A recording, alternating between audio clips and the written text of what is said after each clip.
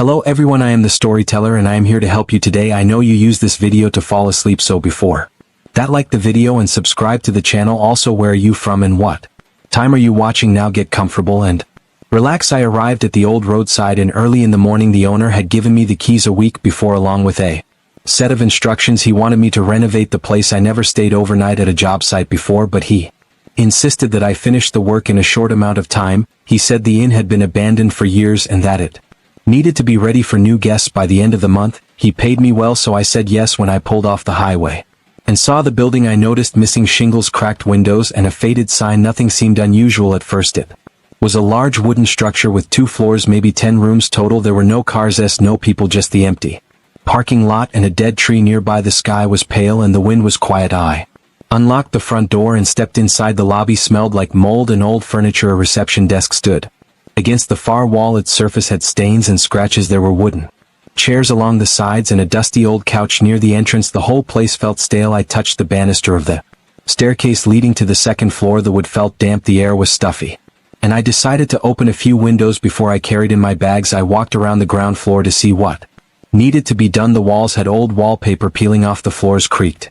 Some doors were off their hinges. The dining area still had old tables and chairs covered with sheets. I made notes in my small notebook: sand and refinish floors, strip wallpaper, paint walls, fix windows, replace light fixtures, remove old furniture. After bringing my bags and tools inside, I picked a room on the ground floor to use as my bedroom. It was small and had a narrow bed frame without a mattress. I unrolled my sleeping bag and placed it on top. I left my flashlight, phone charger, bottled water, and a sandwich there. I didn't plan to waste time driving back to town. Every day was a 2-hour round trip and I just wanted to finish faster. I had enough supplies for a couple of weeks. I started working that afternoon. I peeled wallpaper in the lobby and tried to see if the beams were still solid. I worked quietly, only stopping for water.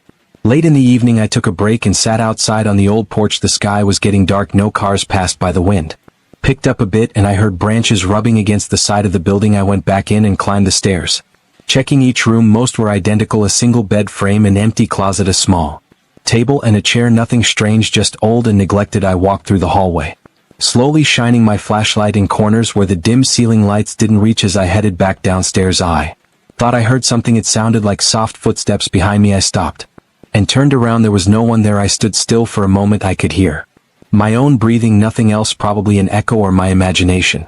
I went to my room, ate half my sandwich and rolled out my sleeping bag. I turned off the flashlight and lay down. The building was quiet. I could hear the wind outside. I closed my eyes, but my mind stayed alert. After about an hour I drifted off to sleep. In the middle of the night I woke up. There was a creaking sound outside my door. I opened my eyes and held my breath. I listened. The sound came in short interval, like someone stepping on a loose floorboard. I reached for my flashlight and pointed it at the door. The light showed the bare wooden surface. The sound stopped. My heart was beating fast. I waited a minute, then another. Eventually I heard nothing else. I told myself it was probably the building settling. Old wood can make weird noises. I turned off the flashlight and forced myself to sleep again. In the morning I got up and noticed that my toolbox wasn't where I had left it. I had placed it on the floor next to the bed. Now it was near the door. I blinked a few times and tried to remember if I had moved it. I was sure I hadn't touched it. Everything else seemed in order. Maybe I kicked it in my sleep. I decided not to dwell on it. I spent the day stripping wallpaper in the upstairs rooms. In the second room I saw something odd. The sheets that had covered the furniture were folded neatly in the corner. I remembered leaving them on the chairs. I tried to recall if I had folded them myself. I didn't think so. I like to keep things organized, but I hadn't bothered to fold old dusty sheets. It didn't make sense. I checked the windows. They were closed from the inside. No footprints, no sign of anyone else inside the building. By midday I felt uneasy. I couldn't shake the feeling that I was not alone. I took a short break, went outside and walked around the perimeter of the inn. The back of the building had a small yard with tall grass. I saw no tracks, no broken branches, nothing. The doors were all locked. I went back inside and continued my work. Around late afternoon I started hearing faint sounds again, footsteps, but always when I turned my back. When I stopped and listened, they stopped once I heard a door hinge squeak on the second floor. I rushed up there with my flashlight and found every door closed. The silence felt heavy. My heart rate went up again. I felt sweat on my neck and under my arms. I called out, "Is anyone here?" My own voice sounded weak. Nothing answered. That evening I ate a quick meal of canned soup and bread. I sat in the lobby with my flashlight. I listened to the building. I heard the wind outside, a distant creak, and my own breathing. I tried to relax. I told myself to focus on finishing the job. I went to my room and set my alarm for early morning. I needed to paint the lobby walls and fixed some floorboards during the night. I woke up again. This time it was different. I heard a voice. It was a low, raspy voice whispering something. I sat up and grabbed my flashlight, shining it around the small room. Empty. I opened the door and looked into the hallway. Nothing, but I could still hear the voice somewhere nearby. It was saying a name over and over. It sounded like Robert or Roberts. I didn't know anyone with that name. It wasn't my name. My name is Daniel, and I had never met a Robert related to this job. I stepped into the hallway in my socks. The floor felt cold. I followed the sound to the stairwell, shining my light on the steps. No one was there. The voice stopped. I felt my stomach tense. I stood there for a few minutes, feeling the hair on my arms stand up. I went back to bed and stayed awake, staring at the ceiling until my alarm rang. The next morning I noticed something disturbing. The furniture in one of the rooms I had cleared out was back in place, but arranged differently. I had dragged a table and a chair against the far wall the day before. Now they were centered in the room. The table faced the door. The chair stood behind it. The sheets were gone. I checked the closet, the hallway, every corner. The sheets were folded and placed behind the reception desk downstairs. I had never put them there. I felt my mouth go dry. Someone was messing with me. I decided to be systematic. I locked the front door and the back door with my own padlocks. I checked all the windows and made sure they couldn't be opened from the outside. I placed a ladder against one window in the back to see if anyone tried to climb in. I blocked the stairwell door to the attic, which I had never opened anyway. I kept my phone in my pocket and checked for service. I had one bar, not enough for a call. The closest town was a drive away. I would have to handle this myself. I worked all day with my ears open, my eyes scanning every room. I kept my toolbox in sight at all times. I heard soft steps behind me at least 3 times each time I spun around, shining my flashlight. Nothing, no dust disturbed, no footprints, no shadow. Yet I could feel something, a slight shift in the air, a dull pressure in my chest. My breathing got shallow. My throat felt tight. My hands trembled a bit when I tried to hammer nails into the floorboards. I forced myself to keep working. I wasn't going to run away because of some strange noises that night. I decided not to sleep in the room I had chosen. I picked a different room upstairs, one with a view of the parking lot. I pushed a heavy dresser against the door. I turned on a small battery-powered lantern and sat on the bed frame facing the door. Around midnight I heard the voice again. It said Roberts in that same rough tone. This time it sounded closer, maybe just outside the door. I held my breath and listened. The voice said it again, then paused, then said it again. I felt sweat trickle down my face. My heart was pounding. I was wide awake. I moved the dresser aside and opened the door fast, shining my lantern into the hallway. It was empty, no one there. I checked the other rooms, all empty. The voice had stopped. I went back to my room and locked myself inside again. I waited, listening to every sound. The dresser felt heavy when I pushed it back in front of the door. I didn't sleep. The next morning I found new changes downstairs. The reception desk drawers were all open. The ledger, which I had never touched, lay open on the floor. I picked it up. The pages were yellowed and had names written in faded ink. I ran my finger down the list of names looking for Roberts. I saw a few names that started with R, but nothing that said Roberts. The last date in the ledger was 15 years old. I closed it and placed it back in the drawer. I checked the dining area. Some chairs had moved again, arranged in a circle. There were no footprints, no scuff marks. Everything was just shifted quietly. During the night my hands shook. I couldn't explain it. I tried to focus on the renovation again, but my mind wandered. I felt like someone stood right behind me, looking over my shoulder as I measured boards and cut wood. My back tingled. I kept glancing around. I grew tired and clumsy. I dropped my tools more than once. By the afternoon I decided I had to wrap up the essential work and leave early. I couldn't take another night of this. My throat felt dry and my stomach turned at every small noise. I pushed through the last tasks. I painted the lobby walls, replaced some broken tiles, and installed new light fixtures. I worked without breaks. Around dusk I climbed the stairs one last time to check the rooms. Everything looked fine at first glance. As I passed the third room on the left I heard a step behind me. I froze. The hallway felt colder. I turned around. Nothing, but I could sense it. My hair stood on end. My skin felt tight. I stepped backward down the hall without turning my back on that spot. When I reached the stairs I ran down 2 steps at a time. I decided not to sleep there again. I threw my tools and clothes in my bag. I cleaned up my mess in the lobby. I locked the door. The owner had paid in advance. I had done most of what he asked. The rest could wait. I just wanted to get out. As I carried my bag to the car I kept glancing over my shoulder at the windows. The rooms looked dark. I didn't see anyone watching me, but I felt it. The same tightness in my chest lingered. I opened my car door and got inside. The engine started on the first try. I turned on the headlights and looked at the building one more time. The wind rattled a loose shutter. I didn't hear footsteps now. I didn't hear the voice, but the memory of those whispers still made my neck tense. I drove onto the highway and forced myself not to think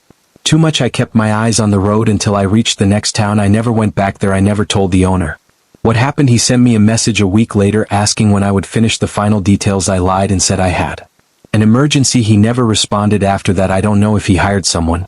Else I don't care. I just know that I heard that voice call a stranger's name. In that empty, and I heard those footsteps follow me in corridors where no one stood. I saw furniture move around. By itself that was enough. I don't need an explanation. I don't want one. I just want to forget that place. On the first night I stood in the dark living room and looked through the window. I saw a figure standing on the far side of the dry lake. I thought it might be a trick of the light or a tree stump. I moved closer to the glass and squinted. It stood upright like a person, but it had no face. It did not move. It just pointed at me. I remember feeling something heavy in my chest. I backed away and told myself I was tired. It was my first night in the new house. I had no reason to panic, but I could not ignore that strange shape. I decided to keep the lights off and watch for a few more minutes. The figure did not move. I did not sleep well that night. I moved into this small one-story house near an old lake bed. The place was cheap deep. The realtor told me the lake had dried up years ago. The soil was damp in some parts, but mostly the area was flat, cracked mud. There were some trees around, but nothing thick or tall. The house stood close to the shore, separated by about 50 yards of old mud and dried debris. I picked this place because I wanted to be alone. I had grown tired of the city noise. I wanted quiet. I got it, but not in the way I expected. On the second night I looked out again. The figure was there, same spot, still pointing at me, no face. I opened the door quietly and stepped outside, keeping the exterior light off. I listened. I heard insects. I heard a breeze. I heard distant rustling in the brush. I did not hear anyone moving across that muddy ground. I walked around to the side of the house and looked at the lake bed with a small flashlight. I aimed the beam carefully, trying not to blind myself. The figure was barely visible now, just a dark silhouette. I waited. It never shifted. I raised my voice and asked who was there. No response. I felt a tightness in my neck. The hair on my arm stood up. I went back inside and locked the door. In the morning I walked out to the spot where I thought the figure had stood. The mud was solid in some areas and soft in others. I saw my own footprint prints. I saw cracked surfaces. I did not see footprints that belonged to anyone else. There were no boot prints, no shoe marks, no signs that a person had stood there. I checked a wide radius. Nothing. I tried to stay calm. Maybe I had imagined it. Maybe it was a bush or a stump. I found no stump. There was nothing that could have created that shape. On the third night I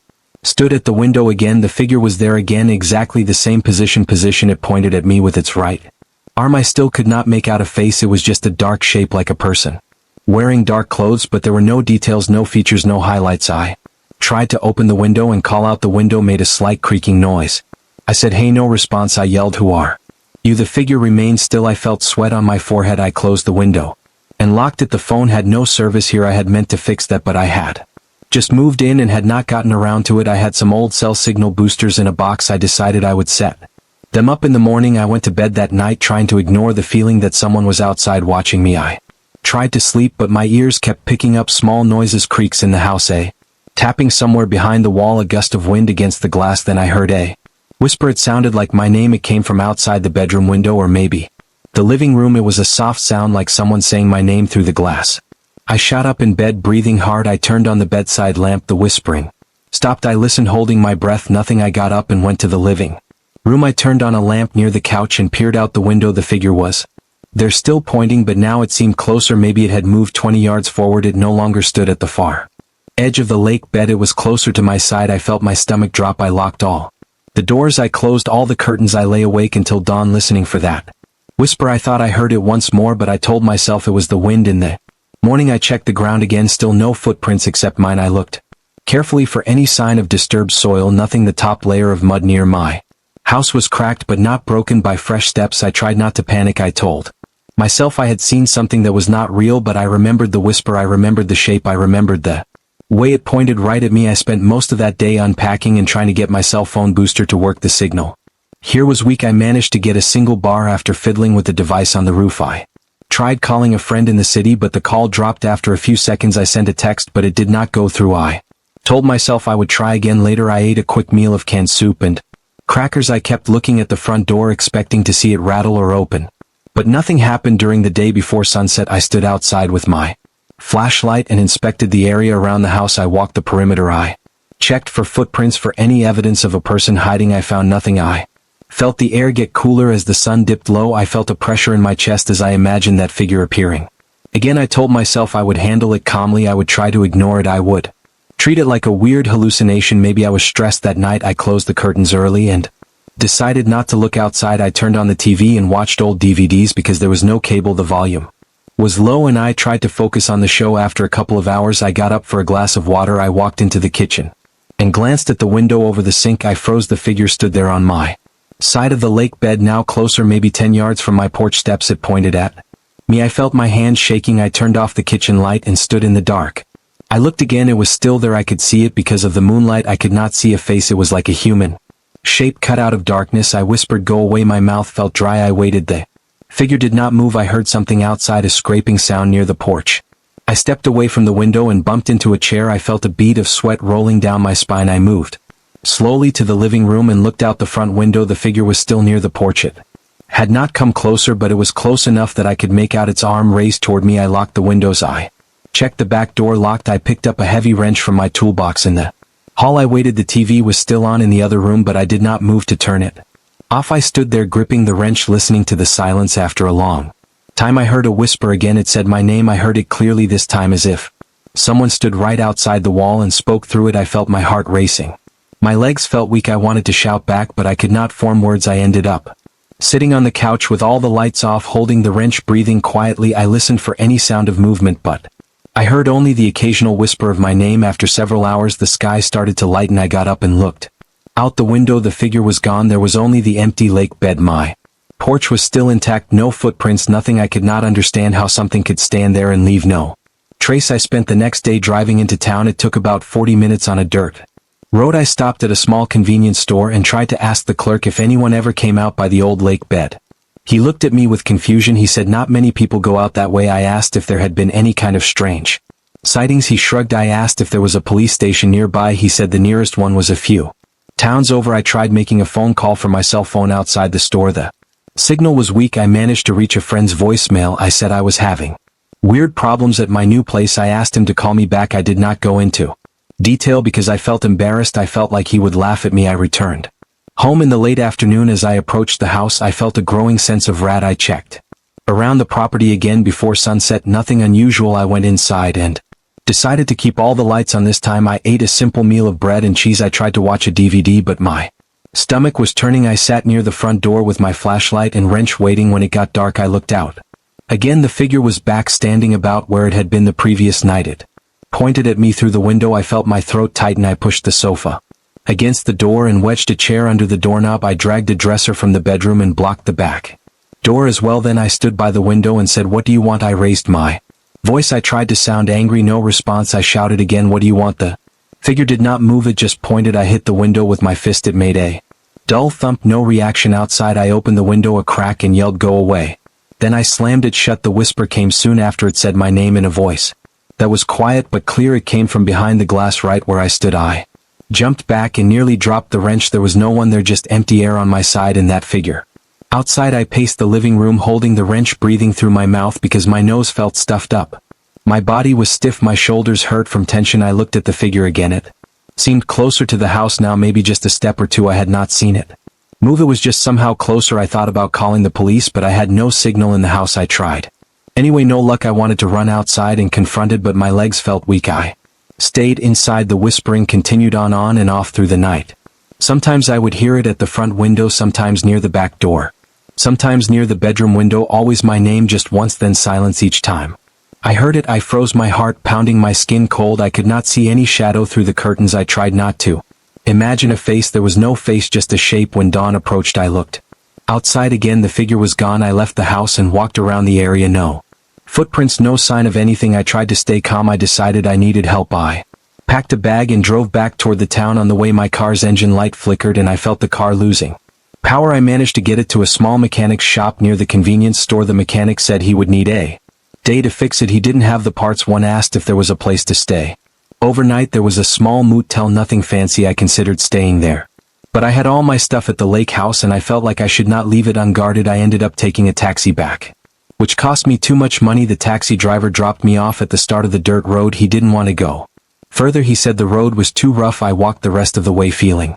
uneasy. As the sun got lower that night I took a different approach. I turned off all the lights and sat in the kitchen with a flashlight aimed at the door. I wanted to catch this thing in the act. I waited in silence. After a few hours I checked the window. The figure was standing at the base of my porch steps. It pointed at me through the glass. It was so close now that I could see the edges of its shape but still no face, no details. I held the flashlight on it. The beam lit nothing. It was as if the light did not reflect off it. I went outside. I took a deep breath and opened the door, stepping onto the porch with the flashlight and wrench. There was nothing there, just the muddy ground and the dry lake bed. I stepped down and shined the flashlight around. Nothing. I turned back to look at the window. I saw it inside my house, now standing near the couch. It pointed at me through the glass. I screamed. I ran back inside. The figure was gone. I locked myself in the bedroom and sat there until morning. I heard whispers at the door. It said my name softly a few times. I lay on the bed, holding the wrench, shaking. My throat was dry. My eyes were heavy, but I could not sleep. When sunlight came, I opened the bedroom door. The house was empty. No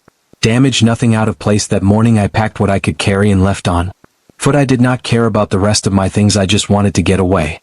I walked along the dirt road until I reached the main road. I had no plan. I just kept walking. I did not want to see that figure again. I did not want to hear my name whispered from behind the glass. I did not return. I remember the evening I got the envelope because I was just finishing dinner. I had locked my apartment door and turned off the TV. I noticed something in my mailbox, and at first I thought it was a bill or a piece of junk mail. Inside was a folded sheet of paper. It was a hand-drawn map of an old house. There was no address, only a small red circle around a spot in a neighborhood where I knew there was nothing now but an empty lot. Someone had left it for me without a note, no return address, no explanation. I studied it under the kitchen light, squinting at the uneven lines and the detail of the inside layout. It was detailed enough to show rooms and corridors. I recognized the rough outline of a property that, as far as I knew, had burned down decades ago. I had researched paranormal cases for years, so I had heard rumors of a house that sometimes appeared on full moons, but I never believed them. I considered ignoring the map. I didn't want to waste time chasing stories I already doubted. But the next night was a full moon, and I decided to go. The lot was 2 miles from my apartment. Around midnight, I parked my car on the street, walked over to the chain link fence, and stood there holding a flashlight. The ground was bare. I saw broken glass, an old pipe sticking out of the dirt, and chunks of concrete. The moon was bright enough to see the whole area clearly. At first I saw nothing unusual, just empty space in the shadows of a few trees behind the lot. Then as I scanned the area with the flashlight off, I saw a faint outline. It was like a shadow of a structure that wasn't there. I stepped closer. The outline seemed to grow darker when I looked at it without direct light. When I moved around, I could see it was shaped like a 2-story house. The roof lined the porch, even what looked like a small chimney, but there was nothing physical there. It looked like a dark, flat shape against the night sky, a silhouette hanging in the empty space. My heart was beating fast. I felt sweat under my arms. I tried to touch it, sticking my hand forward into nothing. The air felt normal. I walked around the silhouette. From some angles it vanished. From others it came back into view. I decided to step right where the front door should be. I took a breath and moved forward. For a moment I felt like I was passing through a curtain of cold air. My eyes adjusted. I could see a dim hallway in front of me. It was as if I had stepped into a building. The outside lot vanished from sight, and I stood inside a hallway with wooden floors, pale wallpaper, and a series of doors on both sides. I flipped my flashlight on the beam, lit up a narrow corridor that seemed to stretch much farther than the outline I had seen outside. It didn't make sense. The hall looked endless, fading into darkness far ahead. I listened. I could hear quiet laughter, but I didn't see anyone. The laughter was low, distant, and sometimes it shifted into what sounded like whispers. I called out hello, but got no answer. My voice echoed. The echo sounded off, like the space inside wasn't stable.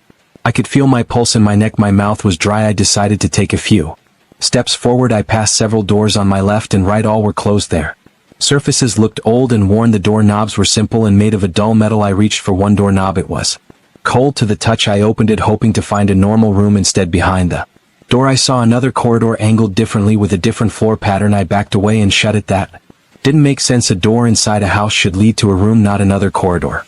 I tried a door on the opposite side. Same thing. Another corridor stretched out. Different lighting, maybe a slight tilt in the floor. I listened for the laughter. Again, it was still there, faint. I could also hear shuffling like shoes on wood. But I never saw anyone. My stomach felt tense. I tried the next door, and again it showed me another hallway that didn't align with anything I knew about normal architecture.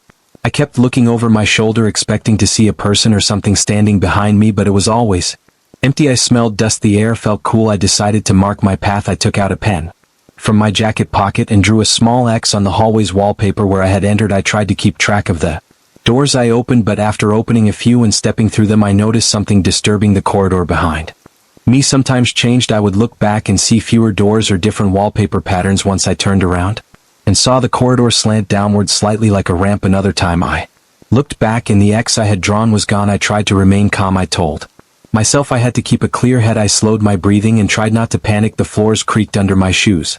The laughter came and went, never right next to me, always somewhere far ahead. I tried walking straight ahead for a while without opening any doors. The corridor just kept going. After walking for what felt like 10 minutes, I turned around expecting to see the entrance behind me, but all I saw was more corridor. The sense of direction was gone. I couldn't tell how far I had come. I kept my flashlight steady. I wanted to find a wall or something that would show me an exit. Instead, I found a door slightly ajar on my right. I could see a sliver of darkness inside. I pushed it open carefully. This time, instead of another corridor, I saw a smaller room with bare floorboards. As I stepped in, I noticed that the laughter seemed clearer here, but still I saw no one. I aimed the flashlight around. The room was empty, except for a wooden chair in a corner. The chair looked old and had paint chipping off. I approached it and touched it. It felt solid. That meant at least some objects here were real. I checked the walls. No window, no vents, no lights. I spoke again. Is anyone here? No reply, just a soft scraping sound. I felt a chill and turned around. There was no one. I backed out of the room and stepped into the corridor again. This time the corridor looked different. The wallpaper had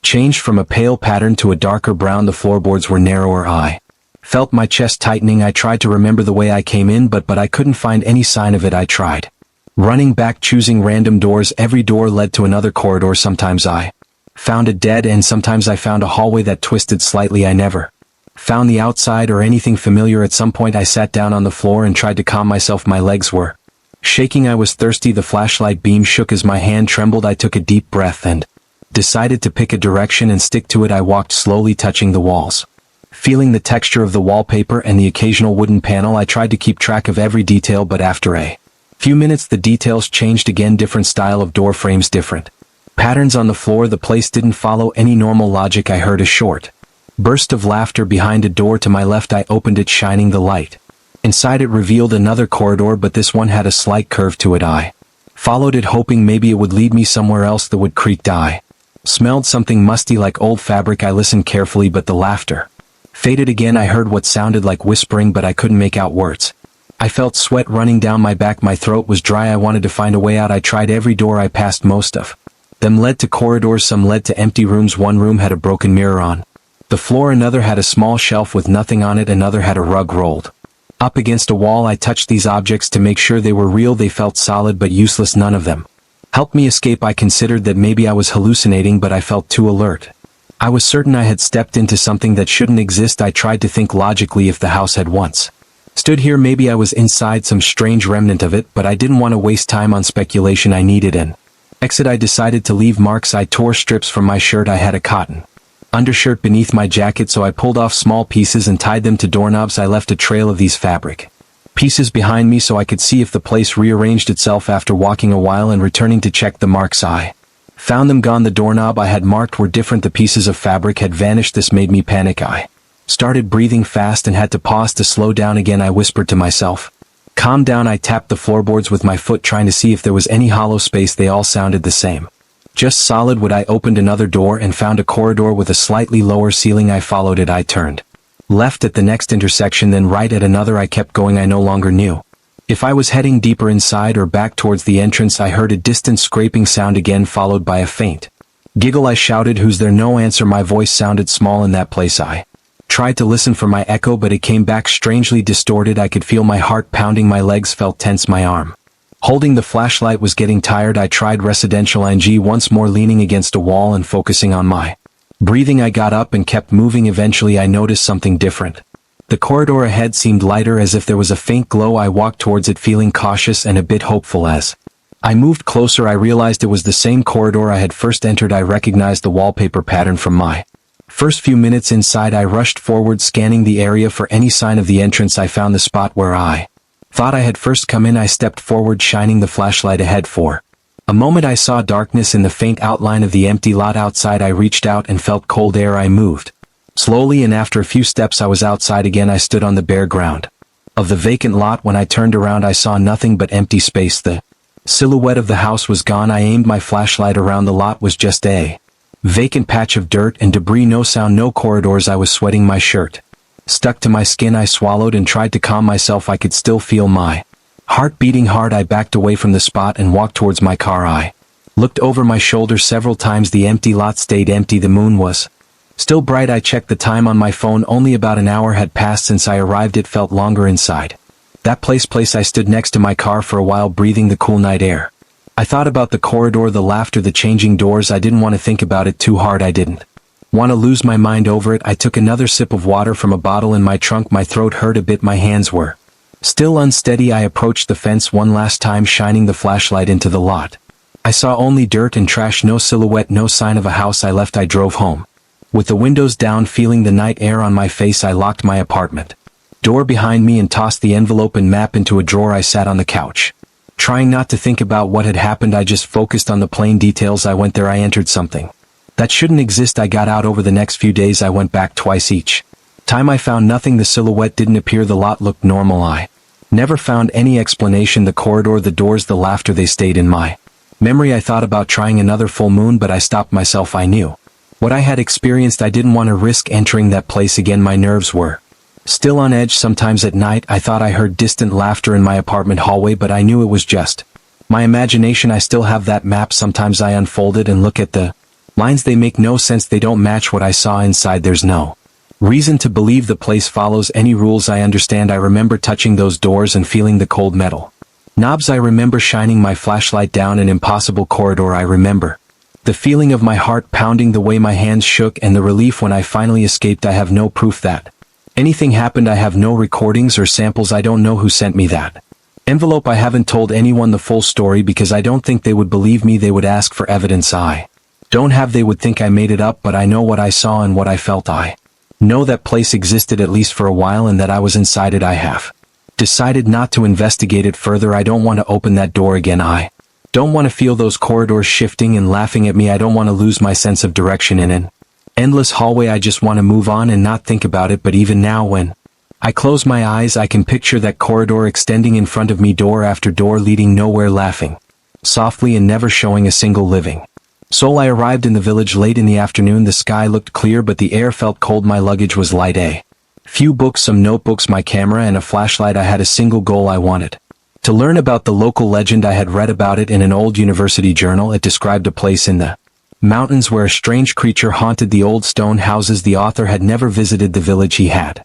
only collected rumors. Still, I wanted real facts. I wanted to see the place, talk to the locals, and note down what I observed. I checked into a small stone house that the locals rented out to visitors. The owner, an older man with a stiff way of speaking, led me inside, showed me the single bedroom, the kitchen area, and the small fireplace. He said very little. He handed me the key and left without another word. I found his behavior odd. Most people in remote villages are at least polite, but he seemed to avoid eye contact. I stood alone in that silent living room for a while. The walls were thick, made of heavy stone blocks. The furniture was simple. A wooden chair, a low table, a narrow bed in the corner. After settling in, I walked around the village before nightfall. The houses all looked similar: old stone walls, small windows, wooden roofs. The alleys were narrow and uneven. I tried saying hello to a few people, but they barely nodded. Nobody smiled. I noticed no loud conversation, no music, no activity other than a few people carrying firewood or closing shutters. I had planned to ask about the legends right away, but the unfriendly atmosphere pushed me back. I decided to wait, to not force any questions. I wanted them to trust me, or at least not to shut me out completely. On the first day when I returned to my rented house, the sun had gone down. I made a simple meal: bread, cheese, and water. I found some dried herbs in a small pouch near the fireplace and added them to the cheese. For flavor, I didn't taste anything special. The silence grew thick. I could only hear the sound of a slight breeze passing between the stones outside. My flashlight and camera were on the table. My notes lay open. I tried writing down my first impressions. I wrote about the village layout, the people's silence, the heavy stone structures, and the strange mood. Then I heard a knock from somewhere behind me. It sounded like someone tapping lightly on a wall. I stood still and listened. The knock came again, a series of soft, dull hits like knuckles on stone. I walked slowly around the room, trying to locate the sound. It seemed to come from inside the walls themselves. I pressed my ear against the cold stone. The knock grew faint, then stopped. I felt a chill on my arms. I couldn't explain it. I had never heard stone walls make such a sound. I told myself it could be the pipes or maybe an old wooden beam shifting, but the walls were pure stone. I had seen no pipes. I went to bed early, feeling uneasy. The bed was firm, the blanket rough. I heard distant noises outside, nothing strange, just the wind and maybe a wooden shutter banging. I tried to sleep. At some point deep in the night, I woke up to a sharper sound. It was not a creak or a shift. It sounded like someone knocking hard from inside the wall right next to my bed. I sat up. My heart pounded, I held my breath. The knocks came in a pattern. 3 knocks, pause, then 3 more knocks. I switched on my flashlight and examined the wall. Nothing, just cold, rough stone. I stayed awake until morning. As soon as there was enough light, I examined every inch of the walls. I tapped them, pushed them, tried to see if any stone was loose. Everything felt solid. The mortar looked old but stable. I saw no cracks large enough for even a small creature. I checked the outside walls too, no gaps. I felt a bit embarrassed standing there in the morning light, knocking on stone walls. A villager passed by and watched me. I waved at him. He did not wave back. I spent the next day talking to a few locals. I approached them with neutral questions. I asked about the weather, about the mountains, about the houses. Most answered with a few words and then tried to leave. I mentioned I was a history professor. A couple of them nodded but said nothing else. When I finally asked in a direct way, do you have any old legends around here? One man looked at me with a flat face and said there are always old stories in old places. He wouldn't say more. Another person, a woman sweeping her doorstep, mumbled something I couldn't understand and turned her back to me. That evening I returned to the house and lit the fireplace. It gave off some warmth, but the corners of the room stayed cold. I arranged my notes on the table and tried to write down my second day's impressions. I wanted to record everything. While I wrote, I heard something like a soft whisper behind me. I turned. Nothing there. I listened carefully. I heard a faint voice like someone trapped behind a wall, speaking words too soft to understand. I stood up, walked to the nearest wall and pressed my ear against it. I heard a voice. It sounded human. It said something like help, but with a broken tone, as if struggling to speak. I stepped back and felt my skin get goosebumps. I wasn't imagining it. There was a voice inside the wall. I tried talking to it. I spoke in a low, careful voice. Who are you? I said. Are you stuck? The voice did not answer. I only heard a sigh and then silence. I waited, leaning against the table, trying not to panic. I thought maybe there was a crawl space or a hidden room. I considered the idea that someone might be playing a trick on me. Maybe the villagers did this to scare outsiders. Maybe they had a way to project sound through the stones. I had no proof. I decided to look for any sign of hidden doors. I spent over an hour running my hands along every wall, checking for seams or gaps. Nothing. Later that night the knocking resumed. It started at one corner of the room, moved to another, then back again. Each time I rushed to the source, it stopped, as if whoever made the sound knew I was chasing it. My heart pounded the whole time. I felt sweat on my forehead. At one point I shouted, "Stop it," hoping someone would react. The knocks went silent for a moment. I relaxed. Then I heard a low moan, like someone in pain. It came from behind the wall near the fireplace. I rushed there and tried to push the stones. They were firm and immovable. I hardly slept that night. I paced around the dark house, flashlight in hand, waiting for something else to happen. The temperature felt colder near the walls. I tried opening the window for fresh air, but the outside wind didn't help. I kept thinking that I should just leave, but I had come all this way. I wanted at least some solid fact about this creature. I wanted to understand what the villagers were hiding. The next morning I approached the man who had rented me the house. I told him about the noises. I told him I heard voices and knocks. He looked at me with no surprise. He said, "You're imagining things. Our walls are solid. There's nothing there." I insisted. He just shrugged and walked away. I felt anger rising inside me. They knew something. Their silence was intentional. I visited the small shop near the center of the village. It sold basic supplies, mostly dried goods and matches. I asked the shopkeeper if he knew any old stories. He said he had nothing to tell me. I noticed his eyes avoiding mine. I asked if outsiders often came to the village. He said yes, once in a while. I asked if they stayed long. He didn't answer. That afternoon I wandered around the outskirts of the village. The mountains rose steep and dark. I found a corner of the village where old collapsed walls lay scattered. I saw stone blocks stacked in a loose pile. I examined them. They were heavy and rough. I noticed no smell of decay or anything that would suggest a body hidden inside, just cold stone. I turned one block over and saw deep scratch marks on its underside, like someone had tried to claw their way out of solid rock. I felt a chill and put the block down. I headed back to the house, feeling tense. My chest felt tight. I wanted to leave, but I also wanted answers. That night I prepared for more disturbances. I lit the fireplace. I kept my flashlight in hand. I drank some water and sat at the table facing the largest wall. I said out loud, "I know you're there. I don't understand what you want." Immediately I heard a light tapping inside the wall. I stood up, pressed my ear to the stone and listened. The voice came again, a whisper, "Help, cold, trapped." I heard these words clearly. I asked, "Who trapped you?" The voice did not answer. I asked, "How can I help?" I heard faint sobbing. It sounded real. It sounded like a person in agony. I tried to think of a way to open the wall. I had no tools, just my flashlight and a small pocket knife. The stone was too hard. I used the knife's handle to tap on the wall. The knocks from inside responded. They followed my pattern. I felt my hand shaking. I wanted to leave the house and run down the street, but I was too curious. I asked again, louder this time, "How can I help you?" The voice just sobbed and whispered help over and over. I noticed the room's temperature dropping again. My breath felt visible in the air. The fire in the fireplace Flickered, but it did not warm the place. I heard another sound coming from a different wall, more knocking, more voices. Now I heard multiple whispers. Like a group of people trapped inside the stone, they all seemed to plead for help. I backed away, pressing myself against the door. I wanted to open the door and run outside, but I was worried that I might miss something important. My heart hammered in my chest. I clenched my jaw. I couldn't think clearly. The whispers continued. I yelled, I don't know what to do. I can't break these walls. The whispers quieted down for a moment, then resumed. They didn't form any new words.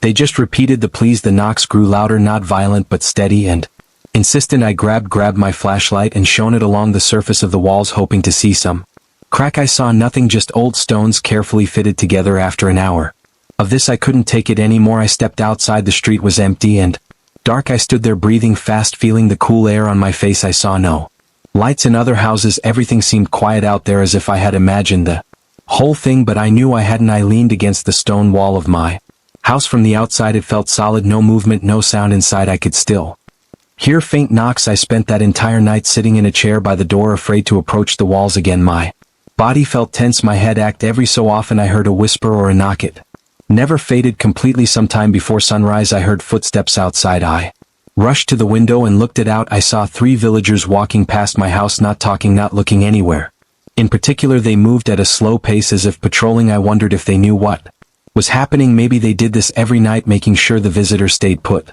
I tried to open the door and say something, but by the time I got outside they were gone. In the morning I decided to leave the village. I had gathered no real explanation, but I couldn't stand this place any longer. I packed my things quickly. While stuffing my notebooks into my bag, I heard one last knock from inside the wall. I said, I'm sorry, I can't help you. My voice cracked. I felt uneasy admitting defeat. I opened the front door. The owner was standing outside waiting. He asked if I would be leaving. I said yes. He nodded. His eyes were calm, too calm. I said, there's something in the walls. You know what I'm talking about. He didn't respond. He just shrugged. I asked if the villagers had done something wrong. He shook his head. I asked if the creature was dangerous. He said nothing. He just looked at me as if I were wasting his time. I noticed how steady his gaze was, how his expression never changed. I walked away without pressing the issue. I felt the weight of something sinister behind me. I imagined those whispers continuing even after I left. I imagined other visitors hearing them too. I would find no proof. I had no recording, just my notes. I could write about it, but who would believe me? As I left the village and headed down the mountain trail, I noticed the silence outside. No birds, no insects, just a dull quiet. My legs felt stiff, my back hurt from lack of sleep. I kept walking, not looking back. I felt a steady, uncomfortable chill on my neck. It was nothing physical, it was just the leftover tension. I tried focusing on the steps ahead, on the trail's uneven stones. Eventually the path turned and the village disappeared behind a bend. I sighed in relief. I never learned the full truth about that place. I know I heard voices inside those walls. I know I felt their cold and heard their pleading. The villagers said nothing. They didn't threaten me, but they didn't help me either. I left unharmed but unsettled. That was enough to convince me that their legend, whatever it was, had some real aspect to it. The fear I felt, the knocks, the whispers, I can't explain them. I'm a history professor. I rely on evidence, documents, and logical reasoning. But nothing there made sense. I still remember the feeling of pressing my ear to that stone wall and hearing a human voice begging for help, trapped in solid rock. It was real to me, and that's all I have. I remember the day I first saw that old music studio. The lawyer handed me a small set of keys and an address. He said I had inherited it from a distant uncle. I barely knew. I walked up to the front door on a gray afternoon. The building looked like it hadn't been touched in decades. The paint on the wooden door had peeled off in uneven patches. The doorknob felt loose, and when I turned it the hinges squeaked. Inside the air smelled stale. The floorboards creaked with every step. I closed the door behind me and stood in the narrow hallway. The silence weighed on my shoulders. There was a large room ahead, separated by old sliding doors. I approached those doors slowly. My heart pounded. I don't know why I felt nervous. I just did. I pushed the doors aside and stepped into the main studio. There was a heavy piano at the center of the room, an old upright with a dark finish. The keys were slightly yellowed. A thin layer of dust coated almost every surface. Along one wall were shelves with stacked papers, rolled up sheets of music, and some wooden boxes. A few old chairs stood around, and heavy burgundy curtains hung over tall windows. The glass looked dirty, letting in only weak light. There was a standing mirror along the back wall. Its frame had some carved patterns that were chipped and worn. As I walked toward it, I noticed my reflection was a bit dim. The mirror was old with slight imperfections. I saw myself covered in dust. I ran my hand over my shirt, but it made little difference. I spent the next hour or so going through the shelves. I found piles of old scores, some with names of composers I recognized, Others were handwritten notes with strange instructions and half-finished melodies. I tried to read them, but the handwriting was hard to follow. Some notes were scribbled in the margins mentioning dissonant chords, odd timing, and strange arrangements of instruments. I didn't see anything special at first, just old music from a time long gone. I planned to gather the more interesting ones and see if I could make sense of them later. I checked the piano. Many keys were out of tune and a few stuck when I pressed them. The sound had a slight echo to it, like the room was designed for acoustics that no longer matched the instruments. Condition: the echo bothered me. It didn't sound like a normal echo. It seemed to return at a slightly different pitch. I tapped a single key and listened. The sound faded, then I heard a faint resonance that didn't match the note I had played. I tried another key and it happened again. There was a slight delay and the echo seemed to come from behind me or above me. I looked around, but I saw nothing unusual, just dust particles drifting in the stale air. Later that evening I set up a small lamp and started to organize the sheet music. I wanted to figure out what I had inherited. The lawyer mentioned that decades ago famous composers used the studio. I found a small set of incomplete scores in a box pushed to the back of a shelf. The handwriting was shaky and uneven, but I could read some of it. These pieces had no titles. Some pages had large ink stains. The notes formed unusual progressions. I couldn't tell if they were mistakes or intentional. Curious, I placed a few sheets on the piano stand and tried to play a short passage. As soon as I played the first few chords, I noticed something. The notes sounded rough and there was a strange reverb inside the room. I stopped and listened. The silence after I stopped playing felt thick. I played another chord. The curtains moved slightly as if a small draft had passed behind.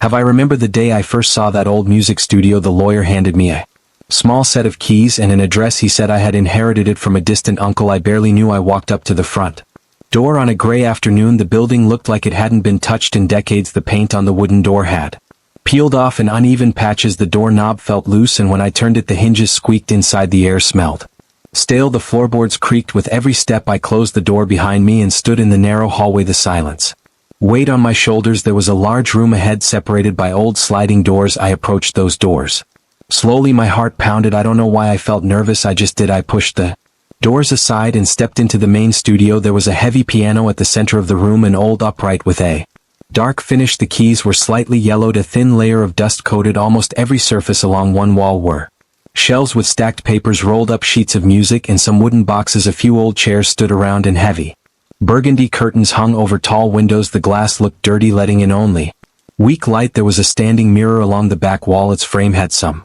carved patterns that were chipped and worn. As I walked toward it, I noticed my reflection was a bit dim. The mirror was old with slight imperfections. I saw myself covered in dust. I ran my hand over my shirt, but it made little difference. I spent the next hour or so going through the shelves. I found piles of old scores, some with names of composers I recognized.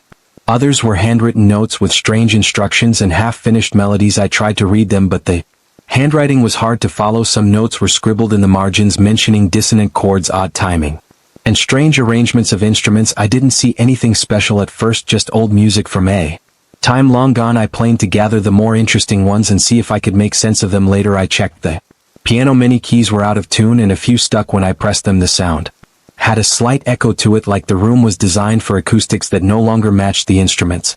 Condition: the echo bothered me. It didn't sound like a normal echo. It seemed to return at a slightly different pitch. I tapped a single key and listened. The sound faded, then I heard a faint resonance that didn't match the note I had played. I tried another key and it happened again. There was a slight delay and the echo seemed to come from behind me or above me. I looked around, but I saw nothing unusual, just dust particles drifting in the stale air. Later that evening I set up a small lamp and started to organize the sheet music. I wanted to figure out what I had inherited. The lawyer mentioned that decades ago famous composers used the studio. I found a small set of incomplete scores in a box pushed to the back of a shelf. The handwriting was shaky and uneven, but I could read some of it. These pieces had no titles. Some pages had large ink stains. The notes formed unusual progressions. I couldn't tell if they were mistakes or intentional. Curious, I placed a few sheets on the piano stand and tried to play a short passage. As soon as I played the first few chords, I noticed something. The notes sounded rough and there was a strange reverb inside the room. I stopped and listened. The silence after I stopped playing felt thick. I played another chord. The curtains moved slightly as if a small draft had passed behind. Then I walked over and checked the window. It was closed. There were no vents nearby. The curtains were still, now hanging without motion. I thought maybe I had caused some vibration. I returned to the piano and tried another line of the score. I played slowly, pressing each key carefully. The echo returned, but it didn't match my notes. It sounded like Someone was playing a similar chord on a different instrument far away. I stopped again and listened, tilting my head, waiting. Nothing, just the ticking of my wristwatch and the faint hum of distant traffic outside. When it started getting dark, I found the light switches. Only one overhead bulb worked. It cast a weak yellow light over the studio. I decided to sleep there. I had nowhere else to go at the moment. I set up a small cot in the corner and tried to relax. I heard the building structured, shifting. Old wood tends to groan at night. It didn't surprise me, but something else was off. At some point I heard a faint scraping sound. It wasn't loud, more like a soft scratch against a wall. I sat up and looked around. The curtains were still. The mirror reflected the room just as it was. The piano stood silent. I didn't see anything. Eventually I fell asleep. I woke up in the middle of the night because I heard something. It sounded like someone tapping a single piano key. Just one note hit gently. I sat up on the cot and stared across the room. The piano keys looked still. I got up, walked over and looked closely. Nothing moved. I pressed a key lightly. The sound rang out, and then the echo. This time the echo sounded more prominent. I leaned forward listening. I thought I heard footsteps behind me. I turned around fast, but I saw only the mirror and the old furniture. My hands felt clammy. I wiped my palms on my pants. The air felt colder. My breath came out in shallow bursts. I tried to calm down, telling myself it was my imagination. I moved to the shelves and scanned the titles of the old compositions again. Many had strange instructions like "Play After Midnight" or "Do Not Complete the Final Bar." It felt weird. I reached for one score that looked older than the rest. The paper was yellow and brittle. The notes on it formed awkward chords. I placed it on the piano and tried to play just a couple of measures. I struck a chord. The sound emerged and I heard something move behind me. I froze. I turned slowly and looked at the mirror. My reflection stood there tense, but there was something else in the reflection. I saw a figure on the opposite side of the room. He wasn't there when I turned my head to look directly, but in the mirror I saw him. He stood by the curtains holding a violin. He wore dark clothes that seemed faded. His face was hard to make out. I only saw vague features like shadows on a blank surface. He lifted the violin to his neck and moved the bow, but I couldn't hear any violin sound. I only heard a faint whisper of something that didn't match my piano note. I spun around and looked at the actual curtains. No one was there. I looked back at the mirror. The figure was gone. I felt the hair on my arms stand up. I backed away from the piano, breathing faster. I tried to leave the room, but the door handle got stuck. It wasn't locked. It just wouldn't turn easily. Eventually I forced it open and stepped into the hallway. I leaned against the wall, my forehead sweaty. I didn't know what to think. I wasn't seeing things clearly. I waited in the hallway for a few minutes, trying to steady my nerves. Then I went back inside. The room looked normal again. No strange figures, no violinist, just old furniture and a silent piano. The next morning I went to a small convenience store nearby and grabbed some coffee and a sandwich. I sat on a bench outside before going back in. The daylight felt safe. I decided to continue exploring the studio. Maybe I had to know more. I searched a closet in the hallway and found a few notes from my uncle. They talked about strange events in the studio. He mentioned hearing odd echoes and seeing someone in the mirror who did not match anyone in the room. He wrote that certain unfinished scores caused unusual sounds. He warned himself to never complete them. He never said why. He never mentioned death or anything like that. He just said the presence in the studio grew stronger when certain chords were played. I read his words several times. My stomach tightened. I understood now that he had experienced similar things that night. I returned to the main room and turned on the overhead light. I decided to try something. I took one of the incomplete scores and tried playing it very softly, just a few notes at a time. I was careful to listen closely. I noticed that after each chord I felt a slight pressure in the air behind me. It was subtle, like someone stepping closer. I played a few more notes and then stopped. The silence felt heavy. I checked the mirror again. Nothing unusual. The curtains hung still. I tried tapping on the wall. Solid wood. I listened to the floorboards. They creaked. When I moved, everything seemed normal. If I didn't play the music, I spent several days cataloging the sheets during the day. Nothing strange happened. The odd echoes were still there, but I could ignore them in the sunlight. I noticed that the presence, whatever it was, only felt stronger when I tried to make sense of those incomplete scores. I suspected they were composed to summon something. I had no proof, but the feeling inside my chest whenever I played them was enough. I decided to stop playing the unfinished pieces, focusing instead on well-known works that had been stored there. When I played a regular piece, the piano sounded normal and no strange echoes followed. The curtain stayed still and no figure appeared in the mirror, but my curiosity got the better of me. After a while one evening I locked the door to the studio and closed all the windows. I wanted no distractions. I chose a short section of the most incomplete score and played it note by note. My fingers pressed each key lightly. After each chord I paused and listened. At first nothing, then the echo returned. It sounded like a faint hum. This time I played the next chord and I felt a cold draft on the back of my neck. I turned quickly, expecting to see the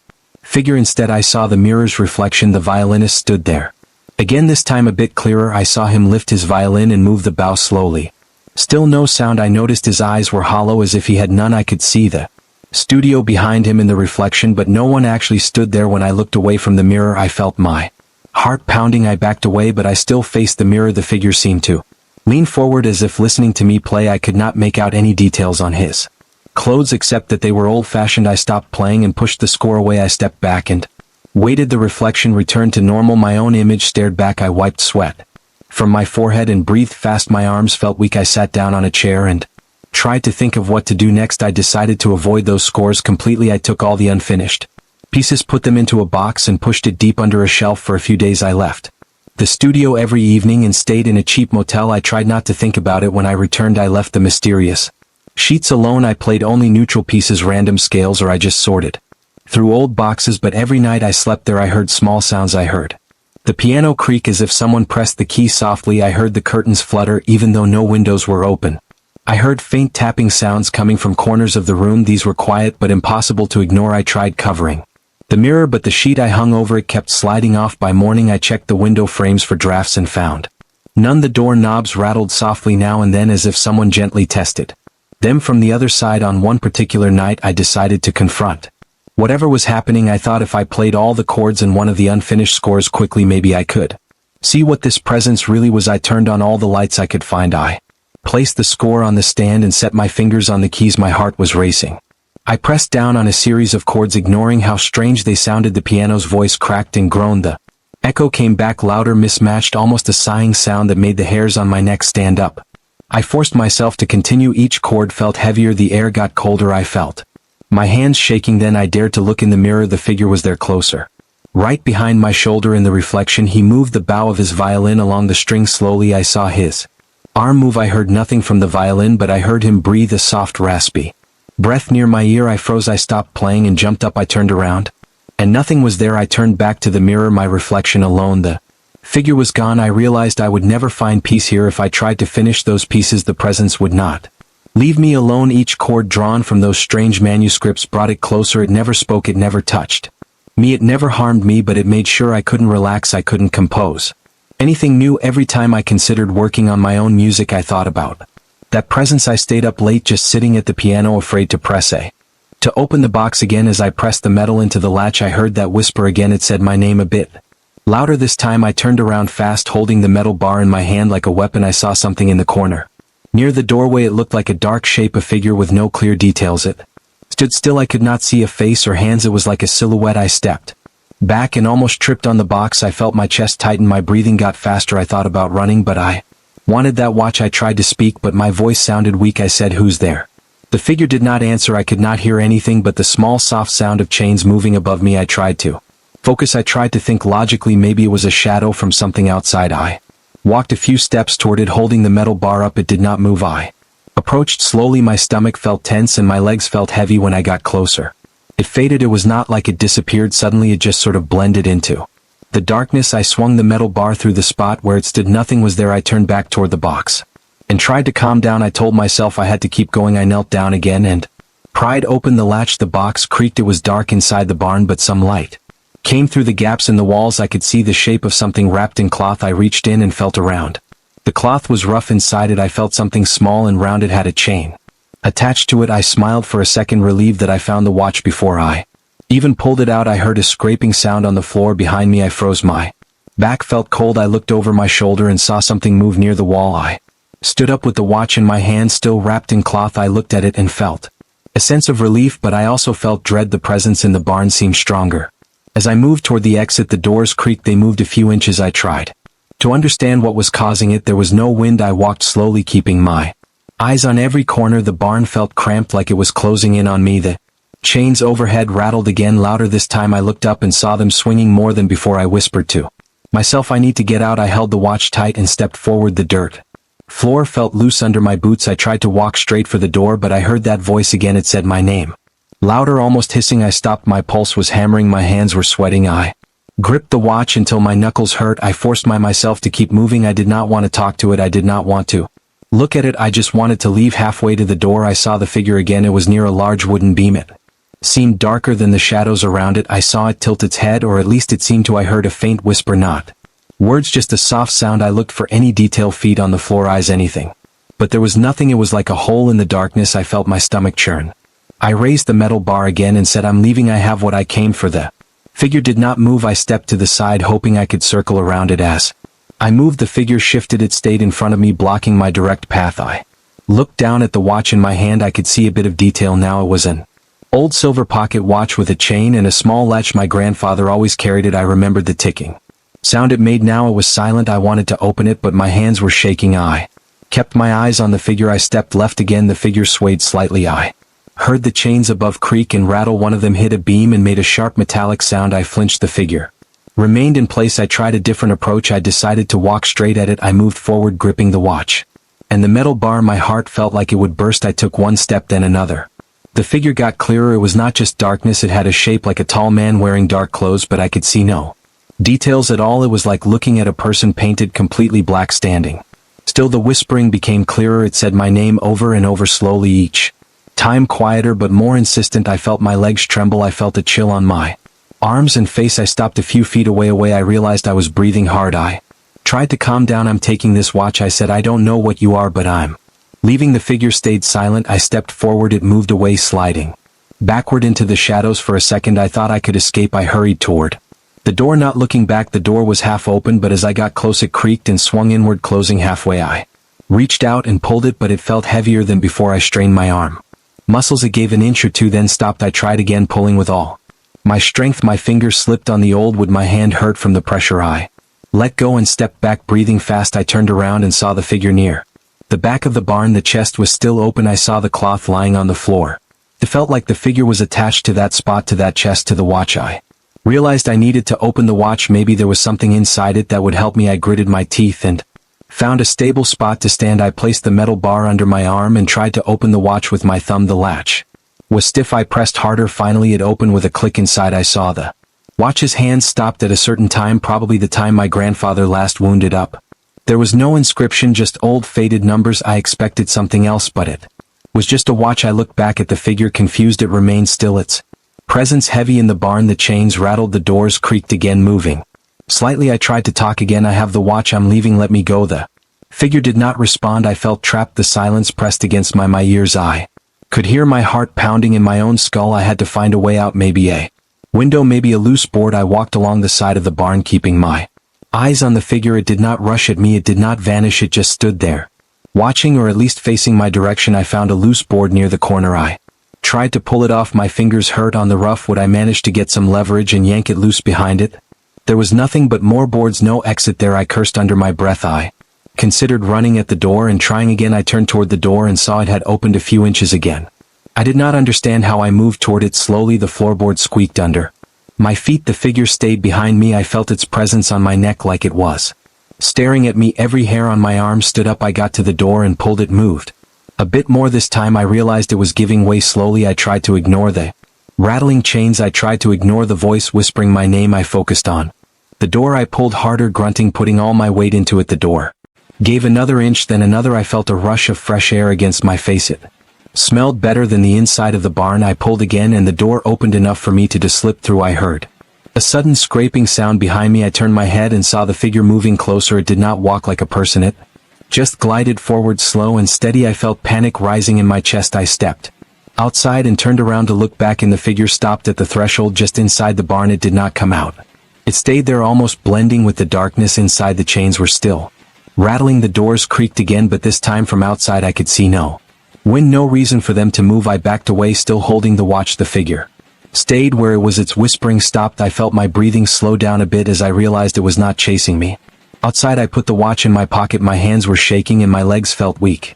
I looked around the old farmyard. The grass was overgrown and the old house next to the barn was boarded up. I wanted to leave right away. I turned and walked toward my car, which I had parked near the entrance to the property.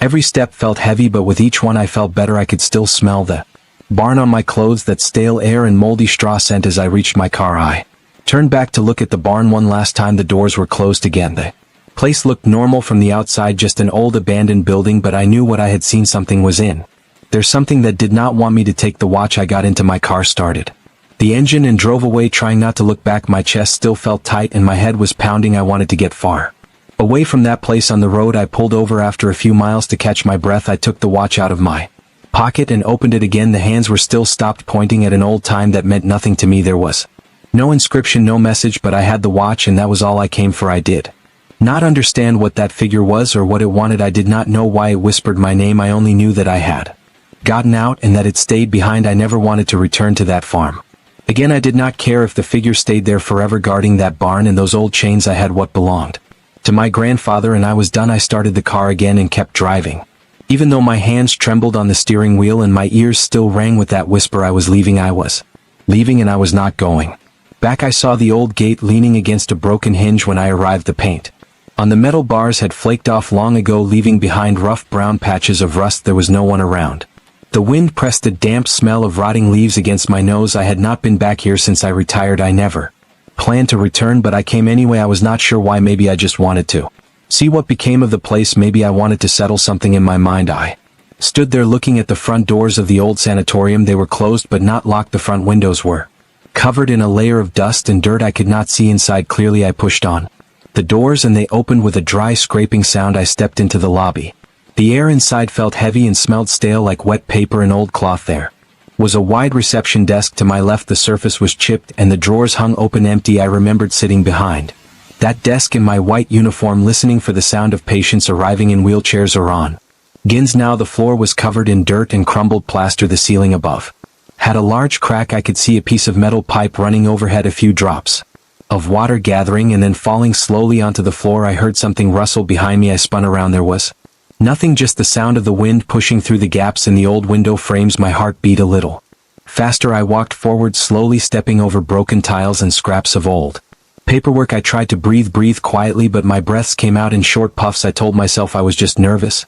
It was normal to feel like this in a place that used to be full of people and now was empty. I moved into the main corridor. The walls had peeling paint. The color used to be pale green, but now it looked like patches of mold and grime. The overhead lights were gone, leaving only open sockets. The hallway stretched out ahead, lined with rooms where patients had once stayed. I remembered pushing medication carts along this corridor. I remembered the quiet murmurs of people who did not know their own names. I took another step and tried to ignore the uneasy feeling in my gut. Then I heard laughter. It came from somewhere behind the closed doors. The sound was soft and distant. There was also a quiet sobbing mixed in with the laughter. It did not sound right. I could not tell if it was male or female, old or young. I pressed my ear against one of the doors. Inside it was silent. I tried the handle. The door opened with a crunch and I stepped inside. The room had a single bed frame with no mattress. The metal was rusted and bent. There was a small table in the corner missing a leg.